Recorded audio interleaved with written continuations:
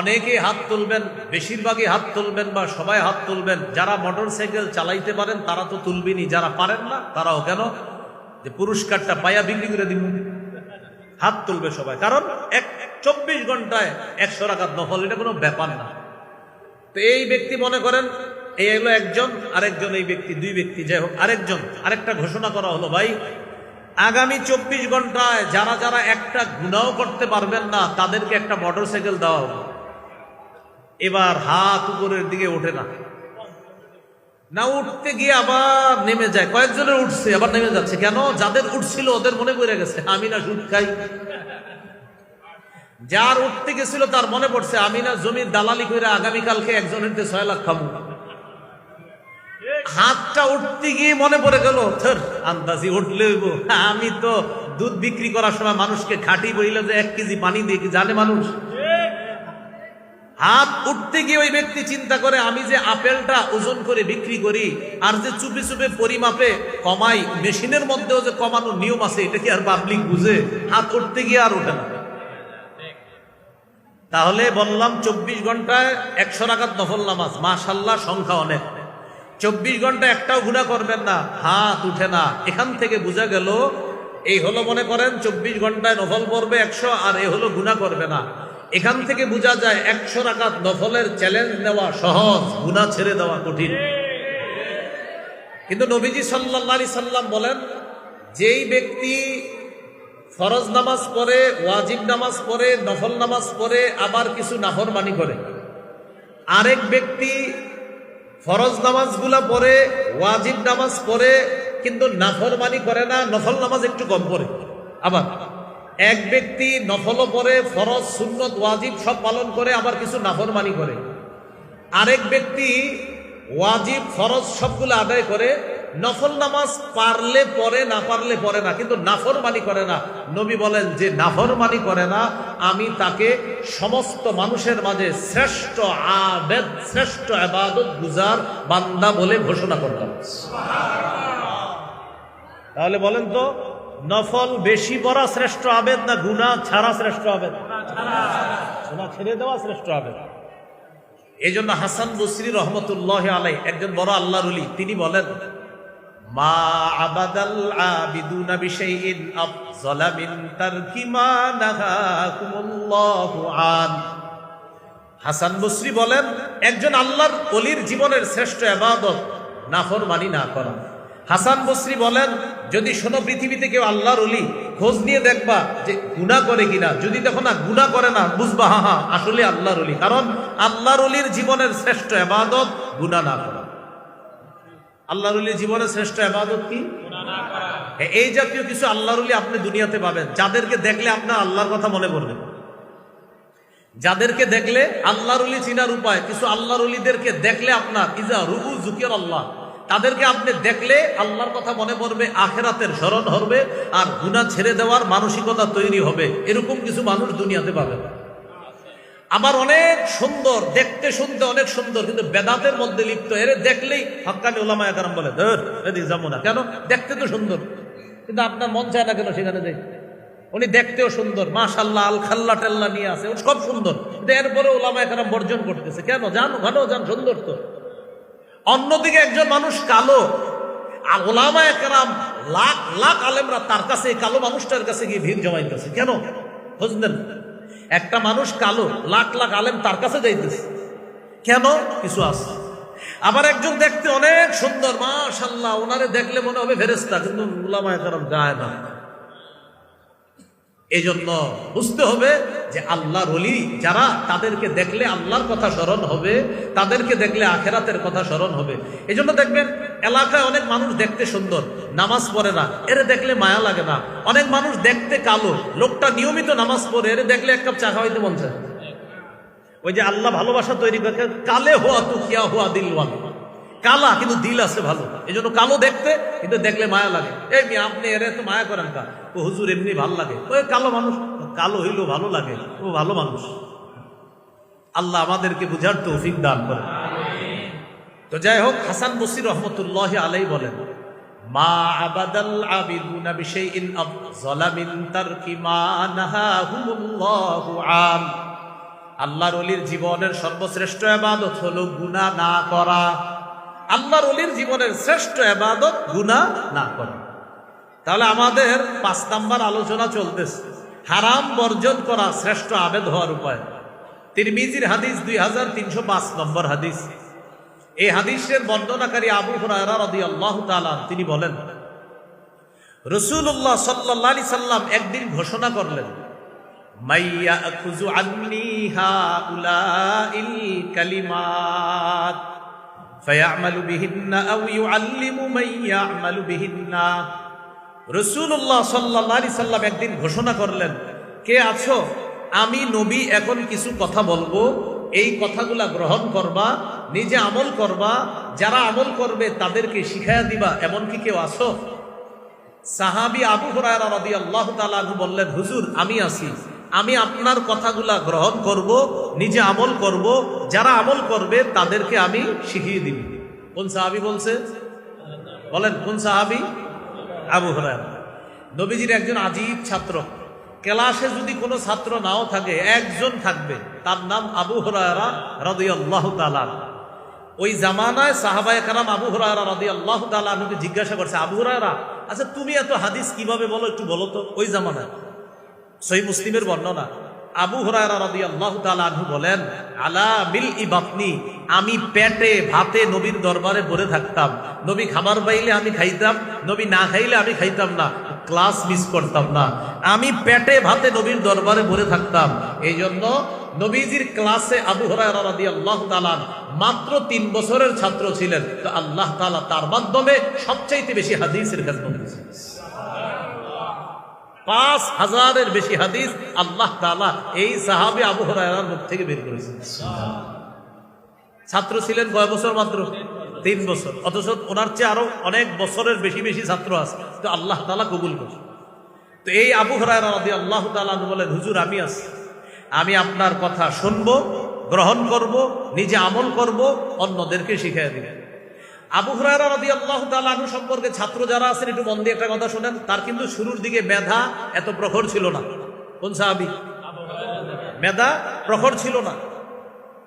মসজিদে একদিন বসা, মসজিদে বলতে ওই যেখানে ছাত্র যারা হজ উমরায় গেছেন দেখবেন মসজিদে নববীর এক পাশে পিতলের কালারের একটা শিকল দিয়ে একটা রাউন্ড দেওয়া আছে, এটাকে বলা হয় মাদ্রাসাতুস সুফফা বা আসহাবুস সুফফা।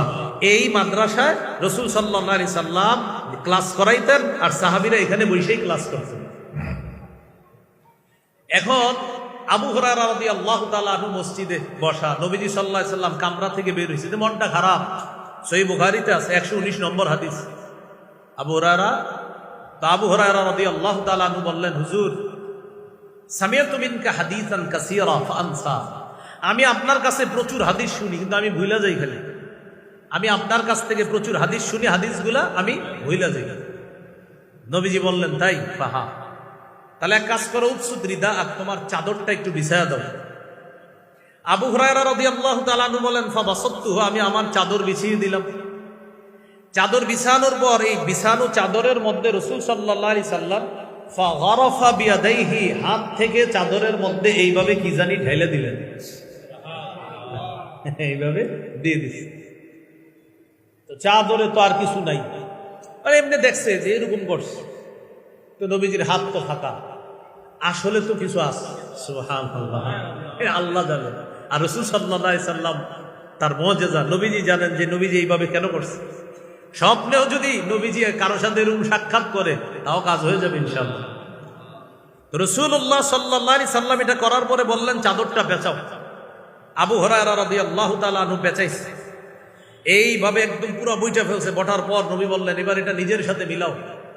আবু হুরায়রা বলেন, ফাবাসাততুহু, চাদরটা আমি মিলাইলাম। কোথায়? ইলা সাদরি। ইলা সাদরি এই অংশটা বুখারীতে আপনারা পাবেন না, বাসাততুহু পাবেন।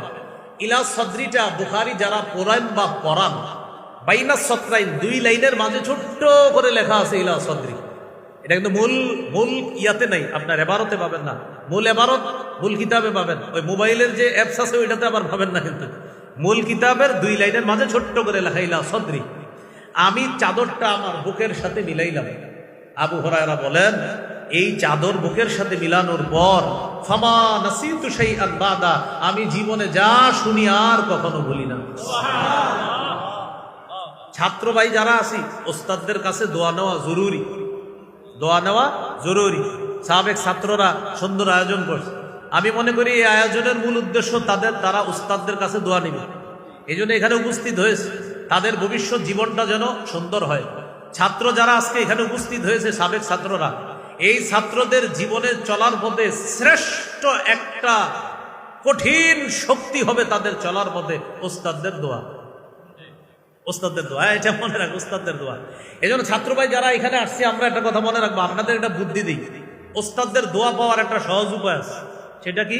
বেশি বেশি ওস্তাদের জন্য দোয়া করবেন, আল্লাহ ওস্তাদের রুহানি দোয়া আপনার কাছে পৌঁছায় দিবে।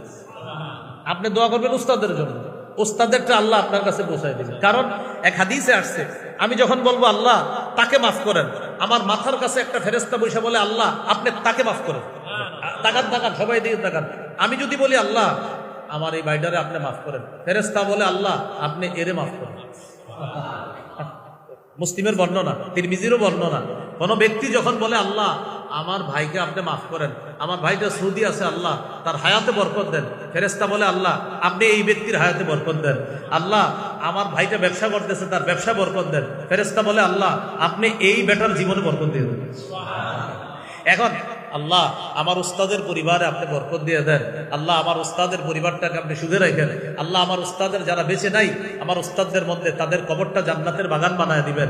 ফেরেশতারা বলবে আল্লাহ আপনি তার জীবনটা বরকতময় বানায় দেন, তার পরিবারের যারা বেঁচে নাই তাদের কবরটা আপনি জান্নাতের বাগান বানায় দেন। এই জন্য উস্তাদের জন্য যত দোয়া করবেন আপনার জীবন তত তারাক্কি হবে। তাহলে আজকে থেকে মনে রাখবেন, জিন্দিগির কোনো দোয়ায় দুইটা দোয়া যেন না ছুটে, আমার মা বাবা, আমার উস্তাদ। আমার মা বাবার জন্য আমি দোয়া করা কখনো ভুলে যাব না, আর আমার উস্তাদদের জন্য দোয়া করা ভুলে যাব না। অন্তত এতটুকু যদি শর্টে দোয়া করেন, আল্লাহ আমার উস্তাদদের যারা বেঁচে আছে তাদেরকে হায়াতে তৈয়বা দান করেন, আল্লাহ যারা বেঁচে নাই তাদের কবরগুলো জান্নাতের বাগান বানায় দেন। সহজে এতটুকু বলে দিন। তো আবু হুরায়রা রাদিয়াল্লাহু তাআলা নবীজির খাস দোয়া পেয়ে গেছে, এজন্য আল্লাহ কবুল করে ফেলছেন। তাই উস্তাদদের দোয়া নেওয়ার চেষ্টা করা। মূল আলোচনায় চলে আসি। বলেন মূল আলোচনা কোনটা? 5 নাম্বার, হারাম থেকে বাঁচলেই আল্লাহর শ্রেষ্ঠ আবেদ হওয়া যাবে, গুনাহ থেকে বাঁচলে। এটা বলতেছিলাম। এটা বলতে গিয়ে আপনাদেরকে তিরমিজি 2305 নম্বর হাদিস শোনাচ্ছি। নবী বললেন, কে আছো? আমি এখন কিছু কথা বলবো, কথাগুলা গ্রহণ করবা, নিজে আমল করবা, অন্যদেরকে শিখাইয়া দিবা। এক সাহাবী বলছে, হুজুর আমি আছি। ওলামা হযরত ছাড়া অন্যরা বলেন তো ওই সাহাবীর নাম কি? ওনারে কেন্দ্র করে বললাম কথাগুলা। তো নবীজি কি করলেন? আবু হুরায়রা বলেন, আখাযা বিয়াদি, এইভাবে হাত ধরছে। আপনারটাও ধরতাম, আচ্ছা ধরি।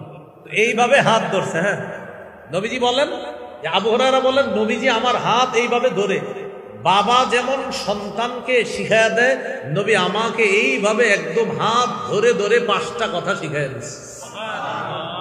তবে এই হাদিস শোনানোর আগে একটা শর্ত আছে। নবীজি যেমন বলছে, কে আছো এমন যে আমার কাছ থেকে এই কথাগুলা গ্রহণ করবা, নিজে আমল করবা, যারা আমল করবে তাদেরকে শিখাবা। এই হাদিস এই যুগেও যারা বর্ণনা করবে তারাও আপনাদেরকে বলবে যে ভাই আমি নবীজির একটি হাদিস আপনাদের সামনে এখন পেশ করব। এই হাদিস কারা শুনবেন, কারা আমল করবেন, আর কারা অন্যকে শিখাইবেন, এটা বলার পরে এই হাদিস আমি বলবো না। আপনারা বলেন, আপনারা কি হাদিস শুনবেন, নিজে আমল করবেন, অন্যদেরকে শিখাবেন? তাহলে চোখ বন্ধ করে হাত তুলে ফেলেন। হ্যাঁ, সত্যি তো? একটু পরে কিন্তু হাত যেন না নামে। আচ্ছা, হাত নামান। এবার শোনেন কি বলে নবীজি। 5টা কথা বলছে। 1 নাম্বার, ইত্তাকিল মাহারিমা তাকুন আবাদান নাস। আবু হুরায়রা, তুমি হারাম থেকে বাঁচো। হারাম দ্বারা উদ্দেশ্য হলো হারাম কথা, হারাম কাজ, হারাম খাদ্য যা আছে এগুলা থেকে বাঁচো। তাকুন আবাদান নাস, মানুষের মাঝে তুমি সর্বশ্রেষ্ঠ আবেদ হিসাবে গণ্য হয়ে যাবে। যেখানে নবী হারাম থেকে বাঁচতে বললেন, সেখানে আমাদের দেশে রাষ্ট্রীয়ভাবে হারাম কাজকে বৈধতা দেওয়ার ষড়যন্ত্র চলতেছে। রাষ্ট্রীয়ভাবে। কিভাবে? রাষ্ট্রীয়ভাবে একদল ইসলাম সম্পর্কে অজ্ঞ মহিলা 318 পৃষ্ঠা ব্যাপী নারী বিষয়ক সংস্কার কমিশন নামে একটা কমিশন মাননীয় প্রধান উপদেষ্টার কাছে জমা দিয়েছে, যার রন্ধ্রে রন্ধ্রে কোরআনের বিরোধিতা করা হয়েছে, ইসলামের বিরোধিতা করা হয়েছে। এই বাংলাদেশটাকে একটা বেহা রাষ্ট্র বানানোর চূড়ান্ত নীল নকশা চলতেছে। যেখানে নবীজি বললেন হারাম থেকে বাঁচো, সেখানে হারামকে বৈধতা দেওয়ার ষড়যন্ত্র চালানো। শুধু হারাম বৈধতা না, আপনার কোরআনকে পরিবর্তন করার মিশন আছে। কিসের, কাকে পরিবর্তন করা? সূরা ইউনূসের 15 নম্বর আয়াতে আল্লাহ বলেন, وَإِذَا تُتْلَى عَلَيْهِمْ آيَاتُنَا بَيِّنَاتٍ قَالَ الَّذِينَ لَا يَرْجُونَ لِقَاءَنَا ائْتِ بِقُرْآنٍ غَيْرِ هَذَا أَوْ بَدِّلْ। কাফেরদের কাছে যখন আমার কোরআনের আয়াতগুলা শোনানো হয়, তখন কাফেররা নবীকে বলে, যারা আমার সাক্ষাৎ বিশ্বাস করে না ওই কাফেররা আমার নবীকে বলে, মোহাম্মদ তুমি এই কোরআন ছাড়া আরেকটা কোরআন নিয়ে আসো। নাউজুবিল্লাহ পড়েন। আও বাদদিল, অথবা তুমি কোরআনের বিধান পরিবর্তন করে ফেলো। তাহলে বলেন তো, কোরআনের বিধান পরিবর্তন চাওয়া স্বভাবটা কাদের? কাফেরদের। কোরআনের বিধান পরিবর্তন চাওয়া স্বভাবটা কাদের? কোন সূরায়? সূরা ইউনূস। কোন সূরায়? কত নম্বর? 15 নম্বর আয়াত। বলেন, কোরআনের বিধান পরিবর্তন চাওয়া স্বভাবটা কাদের? কোন সূরার কত নম্বর আয়াত? এখন কেউ যদি বলে যে নারী পুরুষ উত্তরাধিকার সম্পত্তিতে সমান অধিকার পাবে, অথচ আল্লাহ সূরা নিসার 11 নম্বর আয়াতে বলেছেন, ইউসিকুমুল্লাহু ফি আওলাদিকুম লিযযাকারি মিসলু হাজ্জিল উনসায়াইন। আল্লাহ তাআলা আয়াতের মধ্যে বলে দিয়েছেন, দুইজন নারীর অংশের সমান পাবে একজন পুরুষ। এখন যদি কেউ দাবি উঠায় না পুরুষ যা পাবে নারীও তা পাবে, তাহলে কোরআনের বিধানকে পরিবর্তন চাওয়া হবে। আর কোরআনের বিধান পরিবর্তন চাওয়া স্বভাবটা কাদের? কাফেরদের কোন আইন মুসলমানদের উপর যদি চাপিয়ে দেওয়া হয়, এই সমস্যাটা শুধু মুসলমানদের যারা আলেম তাদের। কাদের? সবাই বলেন সবার। তো ডাকলে যান না কা? কোরআনের বিধান পরিবর্তন সমস্যাটা হুজুরদের। তাদের তো সবাই যান না কা? কি করে জানেন তো? হুজুরকে খায়া দেওয়ার কাম নাই। কি বলে? হুজুরকে খায়া দেয়া। কোরআনের বিধান পরিবর্তনের ষড়যন্ত্র হয়, হুজুরদের নাকি খায়া দেয়া কাম। কিছুদিন পরে সময় আসবে, হুজুরদের পায়ে গিয়ে পইরা কি বলবেন জানেন? হুজুর তাড়াতাড়ি এই মাদ্রাসা মসজিদ অনুযায়ী কিছু করার চেষ্টা করেন, আর পারতাছি না, পুরা ঘর জাহান্নাম হয়ে গেছে। পায়ে পড়বেন যেদিকে যাইতেছে। আল্লাহ আমাদেরকে বুঝার তৌফিক দান করেন। তো আসেন মূল কথায় চলে আসি। হারাম থেকে বাঁচা শ্রেষ্ঠ আবেদ হওয়ার উপায়। যেখানে আমরা হারাম থেকে বাঁচার চেষ্টা করব, সেখানে আমাদেরকে হারামের মধ্যে লিপ্ত করার ষড়যন্ত্র হয়। নারী বিষয়ক সংস্কার কমিশনের একটা হারাম কাজ বাস্তবায়ন করার দাবি, সেটা হলো যারা যৌনকর্মী তাদেরকে শ্রম অধিকার আইনে শ্রমিকদের মর্যাদা দেওয়া। এর মানে কোনো মেয়ে তার সতীত্ব বিক্রি করে টাকা কামাই করবে, এটা বলেন হালাল না হারাম? এটাকে শ্রমিকের মর্যাদা দেওয়ার আবেদন করা হয়েছে। এখন যদি কোনো চোর বলে যে চুরি করা অনেক কষ্টের, আসলে কিন্তু চুরি করা কষ্টের। একটা বেটা গরু চুরি করলে এই বেচারা 7 দিন আগের টেনশন, আগে গিয়ে মার্ক করবে আপনার গরু। এই 7-8 দিন ও গরু খুঁজবে, চিনবে, এরপরে চিন্তা করবে আপনার বাড়িতে ঢুকার নিয়মটা কি। এগুলা মার্ক করার পর সর্বশেষ ওই বেচারা এবার খুঁজবে কবে আকাশে চাঁদ উঠে না। এটাও একটা টেনশন। আপনি আরবি মাসের হিসাব রাখবেন, তখন আপনার আকাশে চাঁদ না উঠবে যেদিন এদিন হলো ও চুরি করার প্ল্যান। এবার যেদিন চুরি করবে সর্বশেষ তেল লাগাবে শরীরে, লাগানোর পর সর্বশেষ তার কঠিন এক আপনার ভয় যে যদি ধরা খেয়ে যাই গণদোলাই থেকে বাঁচার উপায় নাই। এই টেনশন নিয়ে বেচারাই সর্বশেষ চুরিটা করে। এখন যদি চোররা বলে যে আমরা চোর সম্প্রদায় যারা আছি, চুরি করতে আমাদের অনেক কষ্ট হয়, শ্রম অধিকার আইনে আমাদের চোরদেরকেও শ্রমিকদের মর্যাদা চাই আমরা, এরকম যদি কোনো অধিকার চাওয়া হয়, আমরা আশ্চর্য হব না। যেই দেশে যৌনকর্মীদেরকে শ্রমিকের মর্যাদা দেওয়ার দাবি তোলা হয়, সেই দেশে চোর যদি শ্রমিকের অধিকার চায়, সেখানে আশ্চর্য হওয়ার কিছু। এটা আরো যুক্তিযুক্ত বেশি। চোর বেচারার কষ্ট হয়, অনেক কষ্ট হয়। আরে কত কষ্ট, শেষ মাইকটা যদি খায় আরো কত কষ্ট। এটা হলো শ্রমিকের মর্যাদা। তাহলে যেখানে আমাদেরকে বলছে হারাম থেকে বাঁচতে, গুনাহ থেকে বাঁচতে, সেখানে আমাদের জন্য গুনাহের দরজা খোলার চেষ্টা করা হচ্ছে। সূরা নূরের 2 নম্বর আয়াতে আল্লাহ বলেন, আয-যানিয়াতু ওয়াজ-যানি ফাজলিদু কুল্লা ওয়াহিদিম মিনহুমা মিআতা জালদা। অবিবাহিত নারী পুরুষ যারা জিনা করে তাদেরকে 100 বেত্রাঘাত করা হবে, আর বিবাহিত নারী পুরুষ যারা জিনা করে তাদেরকে পাথর মেরে হত্যা করা হবে। এখন আপনারা বলেন জিনা করা এটা হালাল না হারাম? হারাম।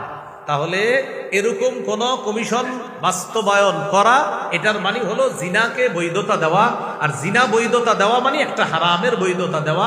এটা মুসলমান হিসাবে আমরা মেনে নিতে পারি না। আল্লাহ আমাদেরকে হারামের বাস্তবায়ন থেকে আমাদের দেশকে আল্লাহ হেফাজত করে। এইগুলো রাসূল সাল্লাল্লাহু আলাইহি সাল্লামের 1 নাম্বার কথা। শিখাবে কয়টা? হাত ধরে 5টা। 1, হারাম থেকে বাঁচো, খাঁটি আবেদ হবা। 2, ওয়ারদা বিমা কাসামাল্লাহু লাকা তাকুন আগনান নাস। আবু হুরায়রা, আল্লাহ তোমার বরাদ্দ যা রাখছে, তোমার জীবনে রিজিক হিসাবে যা রাখছে, এতে তুমি খুশি থাকো, আল্লাহর ফয়সালায় তুমি সন্তুষ্ট থাকো, মানুষের মধ্যে মনের দিক থেকে তুমি সর্বশ্রেষ্ঠ ধনী মানুষ হয়ে যাবে। আপনার আল্লাহ ফয়সালা করছে 20,000 টাকা, আপনি 20,000 টাকায় খুশি থাকেন। 50,000 যে ইনকাম করে ওর দিকে তাকায়েন না, খালি কষ্ট পাবেন। 50,000 যার ইনকাম, যদি চিন্তা করেন ওর 50, এই চিন্তায় আপনার 30 দিন শেষ হবে, খালি কষ্ট পাবেন। আর 20,000-এ আপনি চলার শিখার চেষ্টা করে ফেলেন, দেখবেন 20,000-এ খালি বলবেন আলহামদুলিল্লাহ আলহামদুলিল্লাহ আলহামদুলিল্লাহ। আর যে 50,000 কামাই, যদি তাকান ওর দিকে, ওর 50, আরে ওর 50, আরে আপনার শরীর আরো খারাপ হবে। এজন্য নবী বললেন, তোমাকে আল্লাহ যা দিছে এটাতে তুমি খুশি থাকো, তুমি শ্রেষ্ঠ ধনী হবা। 3 নাম্বার, ওয়া আহসিন ইলা জারিকা তাকুন মুমিনা। প্রতিবেশীর সাথে উত্তম আচরণ করো, খাঁটি মুমিন হয়ে যাবা। প্রতিবেশীর সাথে উত্তম আচরণ করো, খাঁটি মুমিন হবে। আমি গাড়ি থেকে নাইমা এখানে আসা পর্যন্ত যুবক ওলামা একরাম প্রায় সবাই আমারে সালাম দিছে, মুসাফা করছে, যারা যারা সামনে পড়ছে। এর মধ্যে এমন লোক আছে যারা মুসাফা করছে আমার সাথে, যারা গত 5 বছর প্রতিবেশীরই সালাম দেয়নি। কারে সালাম জানেন? প্রতিবেশীর। কিন্তু আমারে পুরা হুজুর আসসালাম, হুজুর আপনি মা ঠিক আছে তো, সফর ঠিক আছে তো, প্রতিবেশীরই সালাম দেয়। অথচ রাসূল সাল্লাল্লাহু আলাইহি সাল্লাম বলেন, প্রতিবেশীর হক আদায় করো প্রতিনিয়ত একটা সালামের মাধ্যমে হলো। সুবহানাল্লাহ। প্রতিবেশীরই সালাম দেয় না কেন? এই তুমি সালাম দেয় না কেন? হ্যাঁ তো আমগো উত্তর ঘরের আব্দুর রহিম। আরে তারা সালাম দেয় না কেন? আমার ভাতিজা ইউসুফ, এই জন্য সালাম দেয় না। তুমি সালাম দেয় না কেন? তো আমার কাকা। মানে আপনি কাকারে সালাম দিবেন না? ও আমার কাকারেও সালাম দিব। আপনি সালাম দেন না কেন? আমার আব্বা। মানে সন্তান বাবাকে, বাবা সন্তানকে, মা সন্তানকে, সন্তান মাকে সালাম দেওয়াটা এটা মনে করে লজ্জার বিষয়। আর স্বামী স্ত্রীকে সালাম দেওয়া এটা তো আরো লজ্জা। রাস্তাঘাটে 14 জন মহিলারে সালাম দিবে, কিন্তু ঘরের স্ত্রীকে কি সালাম দিবে? হুজুর এটা কি বলেন আপনি? স্ত্রীকে মানিয়া সালাম, মানে এটা কেমনে সম্ভব? তো আব্বারে সালাম দেওয়া এটা তো আপনার মোয়ানাকা তো পরে সালাম দিবে, এটা অনেক করে। একটু সালাম মুসাফা করেন, আমার দিকে তাকান। হাদিসে আসছে কোন মুসলমান সালামের পর 2 জন যখন মুসাফা করে, এবার ছাড়েন, এই পৃথক হয়ে গেলাম, আমরা 2 জন পৃথক হওয়ার আগে দুজনের গুনাহ গাছের পাতা যেমন ঝরে পড়ে যায়, দুজনের গুনাহগুলো এইভাবে ঝরে পড়ে। এখন আপনারা একটু বুঝে থাকলে বলেন, আমার বাবা আর আমার গুনাহগুলো এইভাবে ঝরে পড়ুক, দরকার আছে? বাবারে সালাম দেন, চিন্তা করেন। বাবারে সালাম দিলে বাবার গুনাহ ঝরবে, আমার গুনাহ ঝরবে। মাকে সালাম দিলে মায়ের গুনাহ ঝরবে, আমার গুনাহ ঝরবে। স্ত্রীকে সালাম দিলে স্ত্রীর গুনাহ ঝরবে, আমার গুনাহ ঝরবে। রাস্তাঘাটে কতজন যে সালাম দেয়, স্ত্রীকে সালাম দেয় না। প্রিয় ভাইয়ারা, ঘরে সালাম দিবেন। আল্লাহ আমাদেরকে বুঝার তৌফিক দান করেন। তাহলে 3 নাম্বার, ওয়া আহসিন ইলা জারিক, প্রতিবেশীর হক আদায় করো, তাকুন মুমিনা, খাঁটি মুমিন হবা। 4 নাম্বার, ওয়া আহিব্বালিন নাস মা তুহিব্বু লিনাফসিকা তাকুন মুসলিমা। তুমি নিজের জন্য যা পছন্দ করো, মানুষের জন্য তা পছন্দ করবা, খাঁটি মুসলমান হয়ে যাবে। রাস্তা দিয়ে হাঁটতেছেন, আপনার পায়ের মধ্যে একটা কলার সিলকা লাগছে, একটা ইটের টুকরা লাগছে, এটা সরাইয়া দিবেন, কলার সিলকাটা সরাইয়া দিবেন, এই নিয়তে আমার কোনো মুসলমান ভাই বোন এই কলার মধ্যে পড়ে অ্যাক্সিডেন্ট হতে পারে, এই নিয়তে সরাইয়া দিবেন। বুখারীর বর্ণনা, আপনার আগের সবগুলা গুনাহ আল্লাহ মাফ করে দিবেন। তাহলে 4 নাম্বার, আজকে থেকে আমরা আমাদের যা অপছন্দ সেটা অন্যের জন্য অপছন্দ করা, আমাদের যা পছন্দ অন্যের জন্য সেটা পছন্দ করা। 5 নাম্বার, ওয়ালা তুকসিরিদ দিহকা ফাইন্না কাসরাতাদ দিহকি তুমিতুল কলবা। আবু হুরায়রা, বেশি হাসবা না, বেশি হাসি অন্তরকে মৃত বানিয়ে দেয়, বেশি হাসি অন্তরকে মৃত বানিয়ে দেয়। এখন আসেন এই 5টার মধ্যে আমাদের প্রথম কথাটা, আবু হুরায়রা, হারাম থেকে বাঁচো, আল্লাহর শ্রেষ্ঠ আবেদ হয়ে যাবা। তাহলে হারাম থেকে বেঁচে থাকা আল্লাহর শ্রেষ্ঠ আবেদ হওয়ার উপায়, হারাম থেকে বেঁচে থাকা আল্লাহর শ্রেষ্ঠ আবেদ হওয়ার উপায়। বাস এই 5টা কথা আজকে আমরা মনে রাখবো, খুব মন দিয়ে শোনেন। 1 নাম্বার কথা ছিল নগদ পাপগুলা ছেড়ে দাও। 2 নাম্বার কথা ছিল নতুন করে পাপের কাছে যেও না। এই 2 কথায় আমরা কিছু আলোচনা করেছিলাম যে মৌলিকভাবে পাপ 2 প্রকার। একটা হলো আল্লাহর আদেশগুলা ছেড়ে দাও, মাশাআল্লাহ। একটা হলো আল্লাহর আদেশগুলা, বলেন পাপ, আল্লাহর আদেশগুলা ছেড়ে দেওয়া পাপ। 2 নাম্বার আল্লাহর নিষেধ বিষয়গুলা করা পাপ। আল্লাহর নিষেধ বিষয়গুলা, এই পাপ আবার কয় প্রকার? 4 প্রকার। একটা হলো যা আল্লাহর গুণ, এগুলা মানুষ নিজের মধ্যে দাবি করা, এটা পাপ। 2 নাম্বার আয-যুনুবুশ শায়তানিয়া, হিংসা করা শয়তানের কাজ, এটা মানুষ করা পাপ। 3 নাম্বার আয-যুনুবুস সাবউইয়া, সেটা হলো বাড়াবাড়ি করা, সীমা লঙ্ঘন করা। 4 নাম্বার আয-যুনুবুল বাহিমিয়া, সেটা হলো চতুষ্পদ জন্তু, হাইওয়ান, জানোয়ার সুলভ কোনো পাপ করা। সবগুলা পাপ একসাথে করে ছোট আর বড় হিসাবে পাপ কয় প্রকার? 2 প্রকার। একটা কবিরা আর একটা সগীরা। এ হলো আমাদের প্রথম 2 আলোচনার আলোচনা। নগদ গুনাহ ছেড়ে দেওয়া, নতুন করে গুনার কাছে না যাওয়া। 3 নাম্বার, আমাদের মানুষ হিসাবে গুনাহ হতে পারে, হওয়ার পরে সকালবেলা সবাইরে বলবো, তাহলে সবাইকে বলে যাওয়া যাবে না। হ্যাঁ, যদি গুনাহটা ছাড়তে না পারি ব্যক্তিগতভাবে কোনো আল্লাহওয়ালার কাছে বলতে পারি। 4 নাম্বার, মুমিন গুনাহকে মনে করবে, মুমিন গুনাহকে মনে করবে পাপাচার, গুনাহকে মনে করবে। 5 নাম্বার, আল্লাহর শ্রেষ্ঠ আবেদ হওয়ার উপায় গুনাহ ছেড়ে দেওয়া, হারাম কাজ ছেড়ে দেওয়া। আল্লাহ আমাদের সকলকে পাপ মুক্ত জীবন যাপন যেন আমরা করতে পারি। প্রকাশ্য গুনাহ, গোপন গুনাহ যেগুলো আছে নগদ ছেড়ে দিব, নতুন করে প্রকাশ্য গুনাহ, গোপন গুনাহ যেন আমরা না করি। আল্লাহ হেফাজত করেন। আমরা দোয়া করব কোনো ধরনের শরিয়া বিরোধী আইন যেন আমাদের দেশে বাস্তবায়ন না হয়। ঠিক আছে না ইনশাআল্লাহ? আচ্ছা, একটা ঘোষণা আমার মনে ছিল না, ঘোষণাটা দিয়ে দিচ্ছি। সেটা হলো আজকের যে পাপের আলোচনাগুলা, আমার একটা সংকলন আছে মিম্বরের আমানত। আপনাদের এখানে আরেকবার আসছিলাম, সময়ের অভাবে আপনারা অনেকে নিতে পারেননি। মুজফফর উলুমেও আসছিলাম, ওই দিনও আপনাদের অনেকের চাহিদা ছিল, নিতে পারেননি। 10 খণ্ডের কিতাব, মিম্বরের আমানত 10 খণ্ডের।